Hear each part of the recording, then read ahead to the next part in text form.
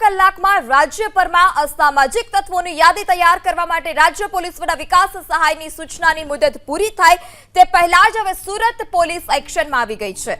ગૃહ રાજ્યમંત્રીના ગૃહ શહેર એવા સુરતમાં 25 જેટલા ગુસ્સેટોકના આરોપીઓ સહિતના ગુંડાઓનું રીતસરનું સરઘસ પણ કાઢવામાં આવ્યું। અડધી રાત્રે સરઘસ કાઢી પોલીસે તમામને કાયદાનું ભાન કરાવ્યું। રાજ્ય પોલીસ વડાના સંકલન મુજબ જ સુરત શહેરમાંથી 1300 જેટલા અસામાજિક તત્વોની યાદી તૈયાર કરાઈ છે, જે પૈકી 400 તો હાર્ડકોર એટલે કે રીઢા ગુનેગાર છે અને ગુંડાઓની યાદી તૈયાર કર્યા બાદ હવે તેમના નેટવર્કની જાણકારી એકઠી પણ કરાઈ રહી છે। આવા ગુંડાઓને અત્યાર સુધી પોષનારા પોલીસ વિભાગના જ અધિકારી અને કર્મચારીઓ પણ હવે રડારમાં આવ્યા છે। ગુંડા તત્વો સાથે ઘેરાપોર રાખનાર વિભાગના અધિકારીઓ અને કર્મચારીઓ વિરુદ્ધ કાર્યવાહી કરવાના સંકેત ખુદ ગૃહ રાજ્યમંત્રી હર્ષ સંઘવી ગઈકાલે આપી ચૂક્યા છે।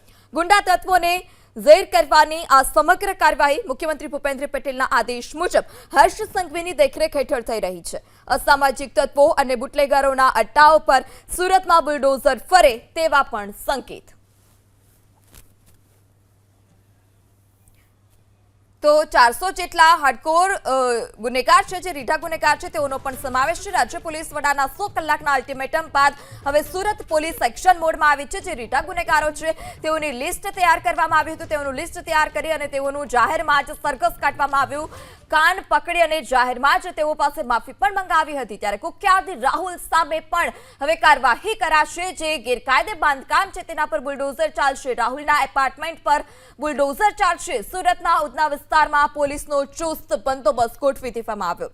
વધુ માહિતી સાથે સંવાદદાતા ધનરાજ ફોનલાઈનથી જોડાઈ ચૂક્યા છે। જે ધનરાજ, જેટલા પણ રીઢા ગુનેગાર છે તેઓને પોલીસે કાયદાનું તપાન કરાવી તેવા પણ સમાચાર છે કે તેમના ગેરકાયદે બાંધકામ પર બુલડોઝર ચાલશે। આમાં કેટલા લોકોની યાદી તૈયાર કરવામાં આવી છે?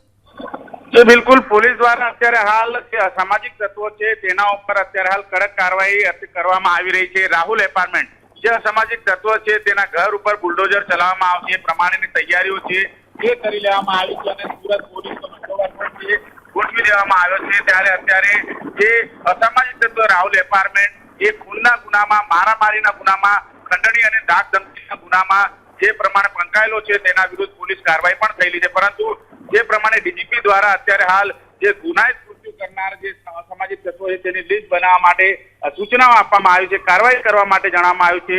એ જ પ્રમાણે અત્યારે હાલ ઉધના પોલીસે અત્યારે કાર્યવાહી આરંભવાની શરૂઆત કરી દીધી છે। રાહુલ એપાર્ટમેન્ટ છે તેમના ઘર ઉપર બુલડોઝર ચલાવવામાં આવશે અને જે પ્રમાણેની જે ગેરકાયદે સંપત્તિ ઉત્પાદિત કરવામાં આવી છે તેના વિરુદ્ધ પણ કાર્યવાહી કરાશે। જી ધનરાજ, સમગ્ર માહિતી બદલ આભાર। તો સુરતમાં જે ગુંડાઓ છે તેમના સામે હવે એક્શનમાં પોલીસ આવી છે। સુરતમાં ગુંડાઓ સામે પોલીસ એક્શન વધુ તેજ। કુખ્યાત રાહુલના એપાર્ટમેન્ટ પર આજે બુલડોઝર ચાલશે। સુરતના ઉધના વિસ્તારમાં પોલીસનો બંદોબસ્ત ગોઠવાયો છે। મારામારી, હત્યા, લૂંટ અને ખંડણી સહિતના અનેક ગુનાઓમાં આજે કુખ્યાત રાહુલ છે તે સંડોવાયેલો હતો। સુરતના ઉધના વિસ્તારમાં પોલીસનો ચુસ્ત બંદોબસ્ત ગોઠવી દેવામાં આવ્યો। બોડી વોર્ન કેમેરા સાથે પોલીસ કર્મચારીઓ અને ઉચ્ચ અધિકારીઓ જે તે વિસ્તારમાં પહોંચ્યા છે।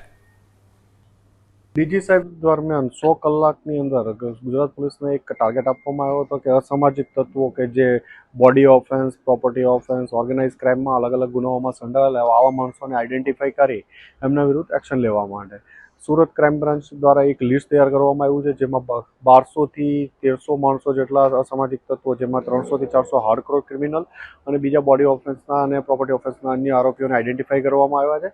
એમાંથી આજ 20-22 આરોપીઓને અહીંયા લાવવામાં આવ્યા છે। એમની પૂછપરછ ચાલુ છે અને એમના વિરુદ્ધ એક્શન લેવાની કાર્યવાહી કરવામાં આવી છે। તો હવે પોલીસ પણ એક્શન મોડમાં આવી છે। ઉધનામાં પોલીસનો ચુસ્ત બંદોબસ્ત ગોઠવી દેવામાં આવ્યો છે અને જે કુખ્યાત રાહુલ છે તેના ઘર પર બુલડોઝર ચાલશે।